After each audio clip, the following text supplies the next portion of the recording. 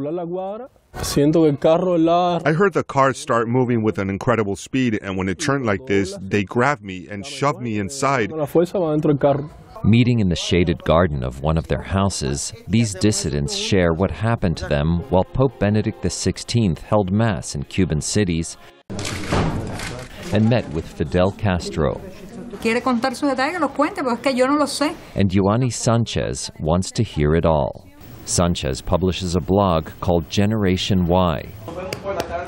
Earlier in her apartment, she described what it's about. My blog doesn't draw on political or academic analysis. It's about the feelings, impressions, and observations that I draw from my daily life. But those reflections have been deemed counter-revolutionary by Cuban authorities. Her blog was blocked in Cuba until last year, and Sanchez says she's suffered retaliation. Arrests, days in jail, police threats. But I have to say that wonderful things have happened to me. To go out into the streets and have people say to me, "I read your work, I agree with you." People my age with tears of emotion as they tell me to continue the fight. That compensates for everything. Sanchez cannot travel abroad to collect awards she's received. But foreign journalists come to her.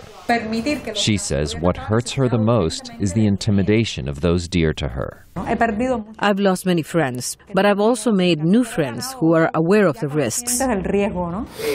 Like these fellow bloggers, journalists, artists, and dissident clergy.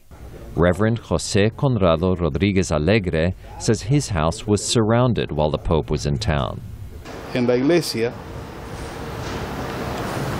la autoridad que prohíba. In the church, whoever prevents a priest or ordinary Christian from directly communicating with the Holy Father commits a grave offense. Incurre en un grave delito. Rodríguez Alegre promised to pass these testimonies on to the Catholic hierarchy. Cuban leaders have made moves to liberalize the country's economy and let ordinary Cubans have cell phones and internet access. But Sanchez says that because Arab youth played a key role in toppling authoritarian governments during the past year, the Cuban government has tightened its control on society. Sanchez lives on the 14th floor of this apartment block. When I visited her with two other journalists, the elevator was out of order.